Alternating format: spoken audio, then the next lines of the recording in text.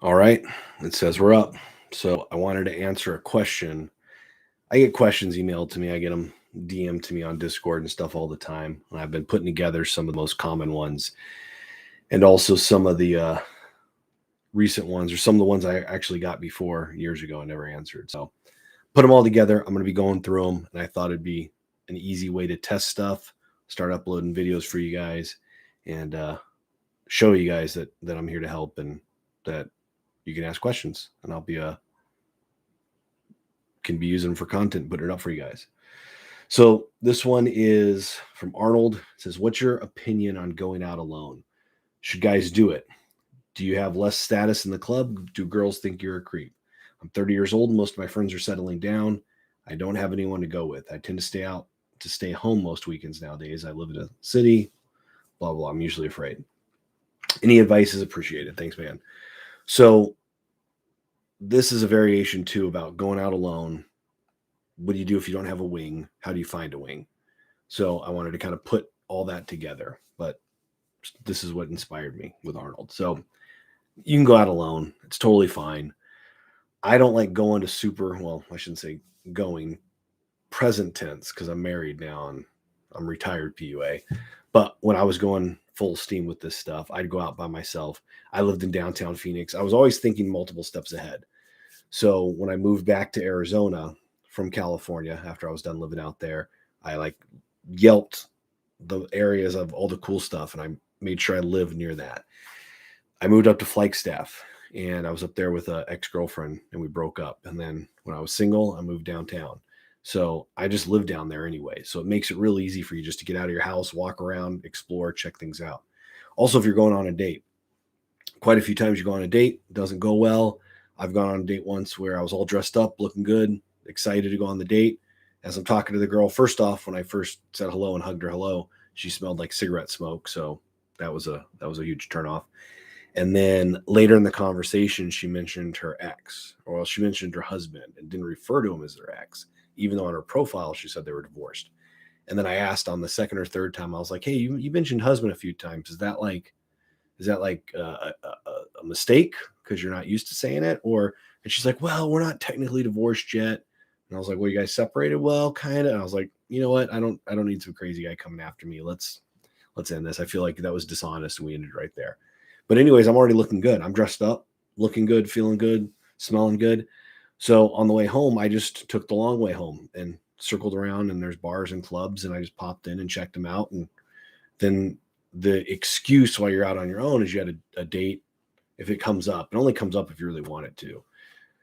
Or if you're really talking to someone and then she's like, "Oh, who are you here with?" And then you can say whatever you want. But I always like being honest. So I'd go, "Oh no, I just moved downtown. I was kind of checking places out and I was sick of staying home. I was staying in most weekends and just felt like I needed to get out of the house." There you go. That's the route. That's all you got to do.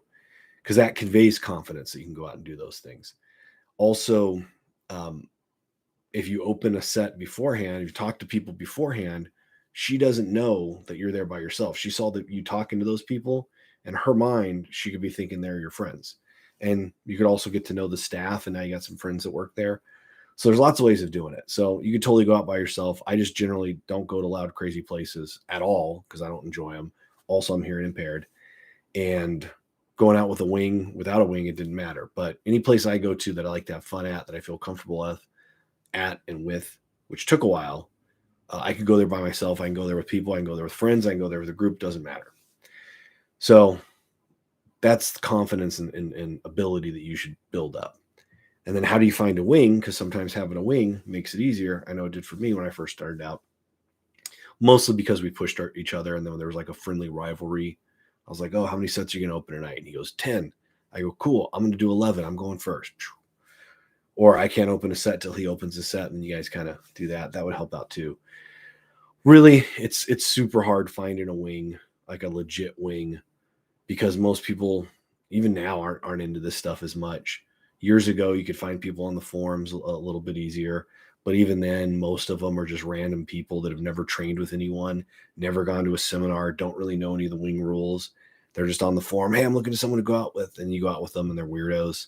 I had that happen a whole bunch of times. That's actually where our very first like boot camp ever came from. Is my old wingman and we went out with some people we met on a forum, on the old Arizona forum, and we thought it'd be cool to have a group with us, and they all just sucked. And so we actually realized we had to train them just so they could hang out with us and not bring us down, not DLV us. So that was our very first seminar, was just trying to train some wings to go out with us. Anyways, yeah, getting on the forums. There's still some out there. I got a Discord, but they're just not as active. And really, you could just day game, live in life online. Like, you don't even need a wing. I've never met a girl that I really, really connected with at a bar or club. I might have met some that I had some short-term fun with or had some excitement or something with, but no one that I really ever connected with. So that's a big lesson right there, which, if you're not a club guy, if you're not a guy who goes out to clubs and bars in the first place, and then you meet a girl out at one of those places, then it's going to come off as weird to her when you don't want to keep going out to those places. She's like, wait, I met you there. Don't you like going out? Let's go out tonight. Let's have fun. And you're like, I don't like doing that. Like, so that could actually throw things off. So I always just recommend for everyone the Kanye West quote that I put on the blog years ago. I'm dope and I do dope shit. If you're not dope yet, you got to start doing dope shit and being dope so you can level up, and then just meet people along the way. And then if you're at the grocery store after work one day and you see a hot girl, and actually this is what I used to do with like magic tricks, because I used magic all the time. And I remember I was at the mall and I saw this really hot girl there, and I was like, shit, I don't have my deck of cards. And that's when I realized, oh shit, that's a crutch. Yeah, I can't use crutches anymore. So alcohol, a wing, magic tricks, social proof in my one bar. Oh, if I go here, I know everyone, that I can get a girl, anything like that. Like, that's a crutch. I should be able to get a girl. Well, I did this. I was in LA. I woke up just before lunch. I was hungover, tired, hadn't showered, didn't fix my hair, didn't brush my teeth. Round the corners of Subway. So that was like the only thing I could think of that was close by. I was just getting ready to hit lunchtime. I lived on the edge of downtown, and I was like, fuck, I better get there right now. Otherwise, it's going to be busy. So I raced there, got in line. Hot chick walks in. Every guy checks her out. I hit on her. And I can tell the story later. It's a pretty good story. But I ended up getting her number before we leave. And so in line at Subway, stinky, hair messed up, didn't brush my teeth, like smoking hot chick, where when she walked in, like every guy there turned and looked at her. And that's what got me to go for it. Because I was like, all right, I got to show these suckers how it's done. Like I said, if you guys want, ask me, I'll tell the story later. But that really is like my mindset with this stuff of like, I can't get a girl in that situation, then I don't deserve her. So go do your thing, live your life, and be dope, do dope shit, and meet some dope chicks along the way. Then don't be creepy, be able to have a cool conversation. Don't be dishonest, and understand the triangular theory of love: passion, intimacy, commitment. Passion, intimacy. That's what you got to start out with. And try to build a connection and have some fun. That's what I would do. All right. Any other questions you guys want? Just post them as comments. Shoot them to me. My email's on my profile. The Bravohood is the website, bravohood.com, thebravohood.com. And we have a Discord. You can post it on there. So tons of ways. Facebook, all this stuff. Just look up my name. And anyone has questions they want to ask answered, just ask away. Later, guys.